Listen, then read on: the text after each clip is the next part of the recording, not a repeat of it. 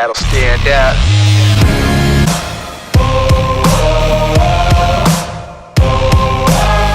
Giants. Lost to the Giants. Yep. And got a game postponed to the Giants. And lost to A's and beat the A's. So 1-1 against the A's. Then postponed against the Giants. Lost. That moves to 1-2. Lost. Now we're 1-3. Lost to the Padres 1-4. Beat the Padres 2-4. Lost to the Padres 2-5, and then beat. So we're 3-5 in our last 8 games, and we have 6 games remaining. And I'd say we have to go 5-1, and the only loss we can afford is 1 loss to the A's. We can't afford a loss to the Astros. That's what we have to get.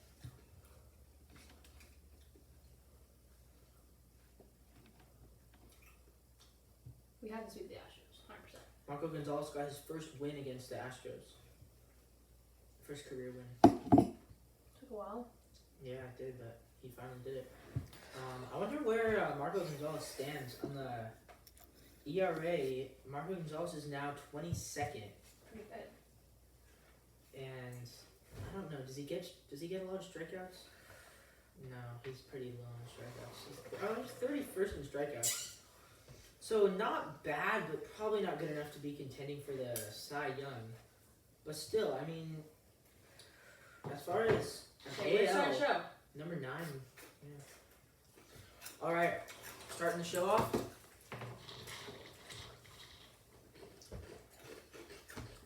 Want to start it? Yeah, you get going on. You start it. No, you start. I started last time. No, I started off. No, I started it last time. Ready? 3. And hello! Welcome back to NW Sportscast. Today we have a great lineup. We've already done our power rankings with Seth on Zoom, first ever time. Please give us our feedback on that, but that will be on our YouTube channel. However, this is the full show, just me and Levi here today. Yeah.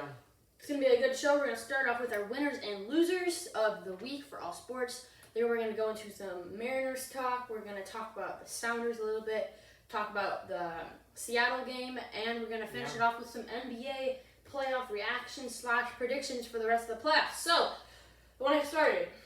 Yeah, I guess we can jump into the winners. And for me, my first winner is the Green Bay Packers. Wow. They look phenomenal. The two Aarons are both superstars this year as far as the first 2 games go. They're legit Super Bowl contenders, and they're a scary team in a division where the 49ers and the Saints are trending down. The Seahawks and the Packers are trending up. So that's definitely a really good team right now. And I think that especially with the fact that the 49ers look really banged up and the Saints lost, that gives the Packers a huge sigh of relief because the 2 teams in that conference that I would say is better than them are now dropping, and the Packers are on the climb. They look like they could be a team that could contend for 11, 12 wins this year. Why do you think Aaron Rodgers is doing so much better this year? Maybe because of Jordan Love. You think getting some motivation? I think he needed some motivation. I mean, as much as people like to hate on him, he's so old, he was still good last year. He was the 7th best quarterback last year. The only quarterbacks better than him would have been Lamar Jackson, of course, Patrick Mahomes, Russell Wilson, Deshaun Watson, Dak Prescott, and Jimmy Garoppolo. Dak Prescott and Jimmy? Yeah, Dak Prescott and Jimmy Garoppolo. And then Aaron According Rodgers, to this list. according to my my database of quarterback rankings, which I feel like they're pretty complete rankings. Yeah. I don't think they're that bad, and he finished 7th. He beat out Tom Brady, beat out Drew Brees, beat out Matt Ryan, beat out a lot of quarterbacks that people would consider to be, maybe better than him. Do you think the Packers could have possibly drafted Jordan Love knowing this would happen? Possibly they did draft him knowing it would happen. Kind of a win-win situation, giving some fuel to the fire, as well as getting a potential franchise quarterback later down the road. It would have been a good strategy. I don't think it would have been a bad strategy at all for the Packers. Okay, winner. My winner is going to be pretty obvious. I think you guys all expected this one. The Las Vegas Raiders. Yeah.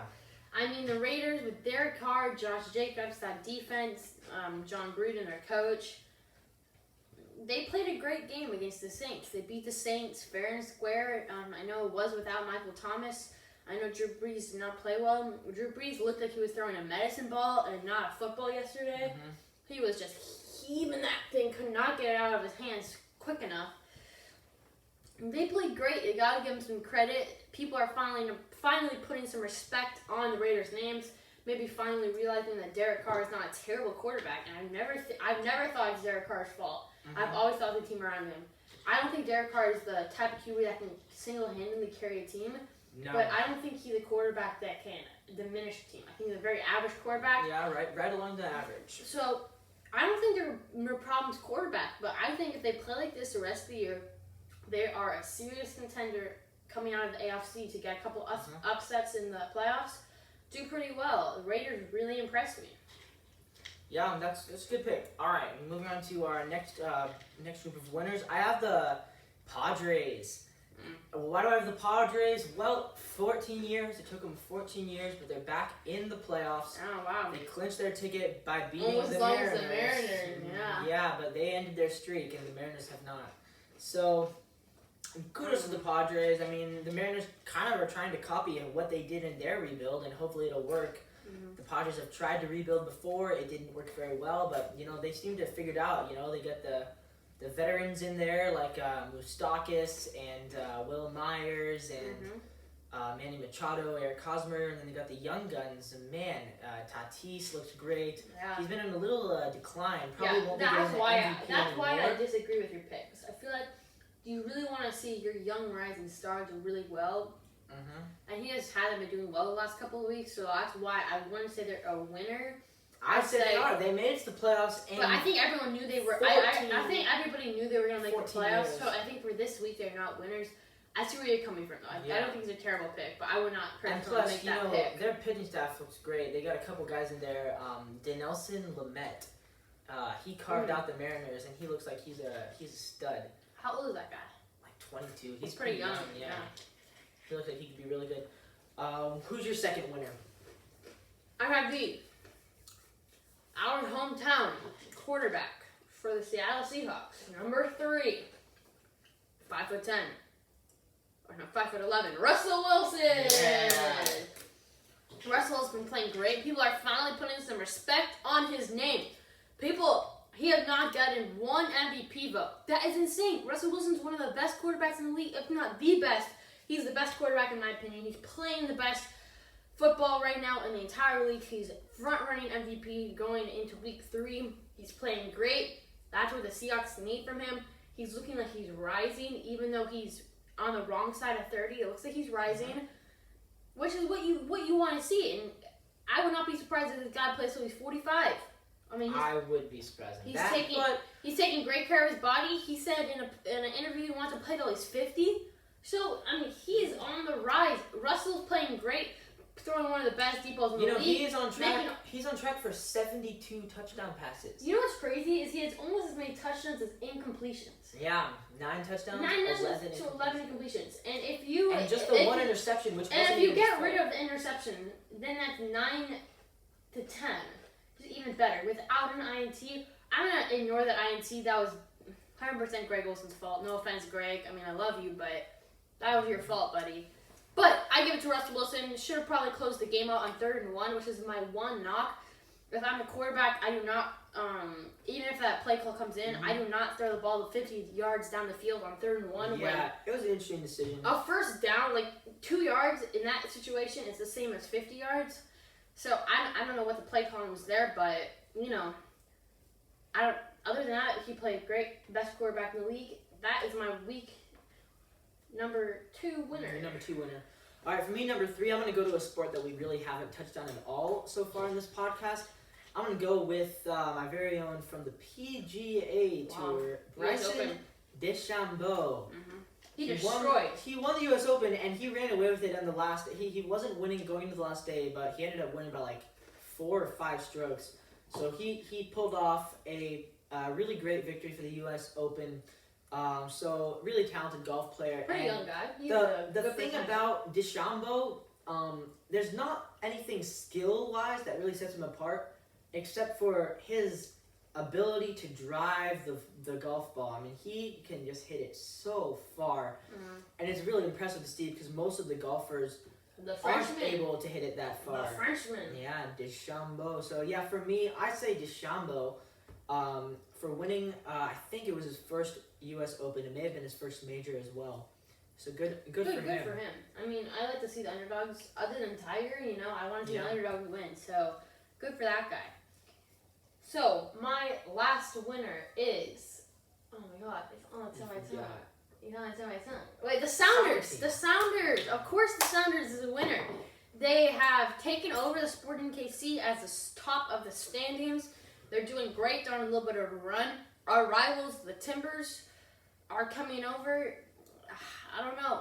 I mean, we lost them last time, but I think this is a huge statement win we need to make because we can't let Portland thinking they're that. We can't let Portland. Sounders are so impressive. Yeah. Just the way that they're able to win and keep winning all the year time. in, year out. Sounders are one of the more underrated teams in all of the all of sports, really, because no one really. They're so consistent.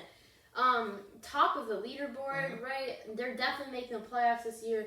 Big game against our rivals, the Timbers, but they are a big winner as they are number one in the standings. They're ahead of Sporting KC with even one less game played. So if they played the same amount of games, they could be 4 points ahead of everybody. That hasn't quite happened, but I mean, go Sounders! Really, go Sounders! I think we should start talking about the Sounders a little more because they are just great. Any Sounders fans in the audience, really, comment down below. But they are a huge winner. I'm so excited to see what this team does. A lot of middle-aged guys who are just really, really, really, really solid. They never waver down, never waver up. Defense is great. Stephen Fry has been consistent for the last 7-8 years. So they're a big winner. You want to go to the first loser? All right, moving on to the losers. And for me, my first loser, we're going to go back over to football for this one. It's the Broncos. Now, as you guys, if you've seen my my predictions and my power rankings, I thought the Broncos were going to be a good team this year. I thought they were going to make the playoffs. And I thought that Drew Lock is going to be one of the best quarterbacks going into the next decade. Apparently not, because the Broncos are 0-2, and now Drew Lock is injured. So, for me, the Broncos took a huge hit. Their playoff hopes are basically over now for me. See, I don't knock the Broncos that much because they lost by 4 points against the Steelers. Still, though, the fact that they no longer have their starting quarterback, it's going to be rough this year for the Denver Broncos. So for me, they're my first loser of the week. They also, Von Miller, Von Miller opted out, out for the season. That was before everything started, but still, I could definitely see you think that, but I just wouldn't personally put them there because Driscoll did not look terrible. Put up 14 points against one of the best defenses in the league. Was it Driscoll who put those up, or was it Locke? No, it was Driscoll. Really? I think Locke put up like 3 or 7. I don't know. But either way, Driscoll didn't look absolutely terrible. I'm not going to put them as a loser. Debatable top 10 team in the league. So that's just me personally. So my first loser, also going back to football, is the New Orleans Saints. Yeah, I wouldn't put the Saints as a loser yet, but that was a rough game, and they considering they opened up with a 10-0 lead, and then they blew it and ended up losing by 10. I mean, Drew Brees looked like, again, he was throwing a medicine ball. I mean, just did not play well. Michael Thomas wasn't playing the game, I understand. The dome wasn't really affecting anything because there was no fans in the stands, but I don't know. I think they're a loser. Just for losing against the Raiders, they're a loser.